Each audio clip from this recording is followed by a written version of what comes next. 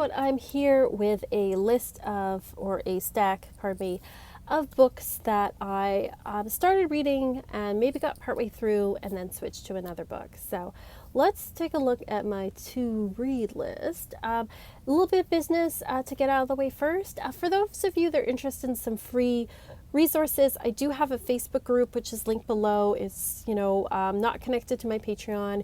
It's the Rock and Roll Witches, and it's all you have to do is answer 3 questions to join. It's just to make sure you're not somebody just collecting groups, that you are actually, are interested in like witchcraft and creative things. So you can check that out there. I also have a newsletter you can sign up for on my website where I do an oracle card reading for the week. And what else do I have? Oh, you can follow me on Instagram for daily draws and Twitter for daily little astro reports with fun little gifts. So if you're interested in any of those things, you can click on the links below. Otherwise, let's get to my stack of books. The stack should probably be bigger, but these are the ones that are the most pressing on my list of to read. Because what happens is I start to read a book, and then I go to the bookstore, or I go on Amazon, and I see another book that I'm like, oh, I really want to read that. And then I get that book, and then I stop reading the book I was reading and jump to the next book, which is like not a really great habit to have. The other habit that I have is that I tend to read 2 or 3 books at once and jump around between them. But then sometimes what happens is I end up not finishing one and jump to something else. So it's kind of a bad habit that I have, or another one that I have that's not good is I get a book and then I open it up and start to read one little part of it, and then I jump to another part instead of just sitting down and reading the whole thing through. And I'm trying to work on all these things, but I thought it might be fun to kind of show you what I'm trying to finish reading. So the first book I did not bring is still upstairs, is Tarot for Troubled Times. That book, I put down another book to start reading that one. So my intention is to finish that one because so far it's really good and I want to finish that one.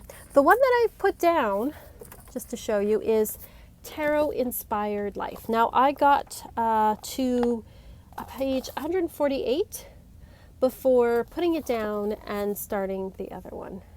Bad. This is so far been a pretty good book. Like, it's not because any of these books are bad or uninteresting. They're actually quite interesting. I'm just easily distracted by the next book, I have to say. So this is Jamie Alford, Tarot Inspired Life. It is a relatively new book. I believe it was published this year. And it has like some really great spreads in it. So it's got like, it's got some stuff that's more beginnery in it, like there's history and structure here. So if you're brand new to tarot, you can definitely take a look at that. Card and spread interpretations, which talks about colors and numbers and that kind of thing. So again, if you're more beginnery, that part I think is really good. 4 ways to read a card. I thought that was really interesting. She breaks it down into like symbolic meanings, experience, storytelling, psychic, that kind of thing. Like everyone's going to have a slightly different style, or you might combine all of these, but she talks about that. Then she gets into spreads, the different kinds of spreads, how to shuffle, how to cast, all that kind of things, how to design a spread as well, which I think is really cool, because I think a lot of times people will look at books to tell them how to design a spread, and I don't think there's anything wrong with that. Definitely can be helpful. But I think it's nice here that she breaks down the way to think about a spread, like that you don't need to go to a book, that you can design your own spread for your own questions, and I think that's really good. And then part 2 is what you can do with tarot. So she has daily writing practices, ways to journal about it, creativity in tarot, how you can use tarot in your creative experiences as well. She's writing with the tarot, and then she has like spiritual, using like it as form of guided meditation, and then using it in ritual. And this is kind of where I had stopped and then jumped to the next book. So I can't give you a review because I haven't finished it all the way. Oh, I should put my bookmark back in. But when I do, I will do a review of this book. But so far, so good on this one.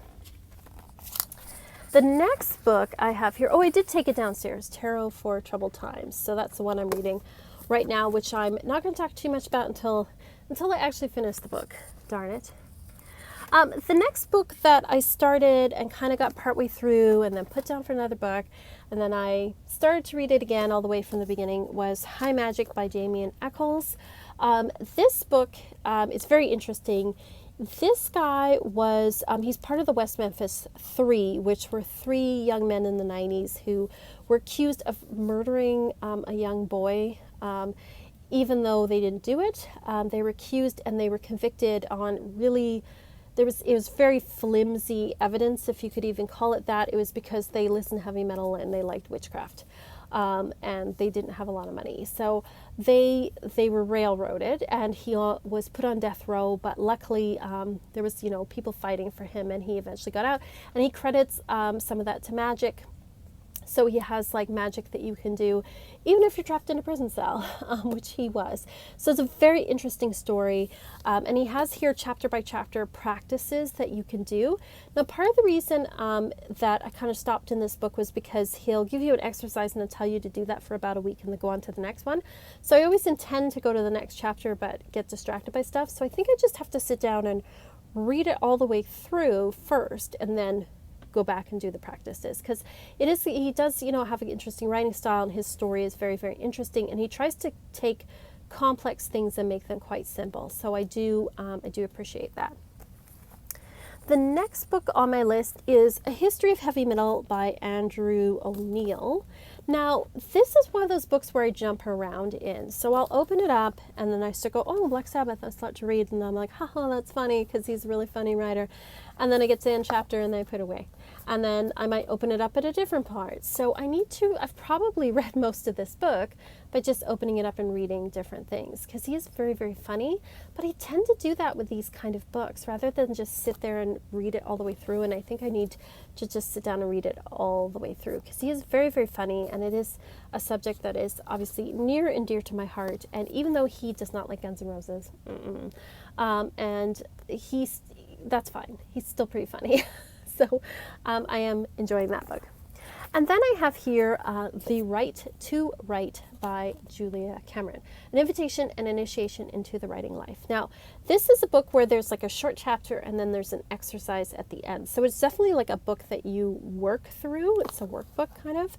So I do just have to like sit down and give myself some time each week to work with that, because this is definitely one of those books that you have to work with. It's not a book to just read through. I think if you want to get something out of this kind of book, then you have to do the exercises. But it's really about getting you to trust your writing abilities, to develop your writing style, and not to be so like, I think like we have this tendency as adults to want to be good at everything right away. We think that if we can't just try something for fun. We have to be good, or we have to make money at it or something. Instead of like when we were kids and we just did things because it was fun and we didn't really worry about like how good or not good we were at it. And I think books like this really help you with that kind of thinking and getting back into that. So I'm definitely looking forward to reading and going through that. So my plan is one book at a time. One book at a time. I'm going to finish first Tarot for Troubled Times. No more new books. I'm going to try to get through this stack first before I go on to other books. That's the plan. That's the plan. Let me know, do you have a stack of to-read books or half-read books in your life? I know I'm not the only one, so let me know if that's you as well. Have you read any of these books? What do you think of them? Let me know, and thank you again so much for watching, and I will see you all next time, and peace and love and rock and roll.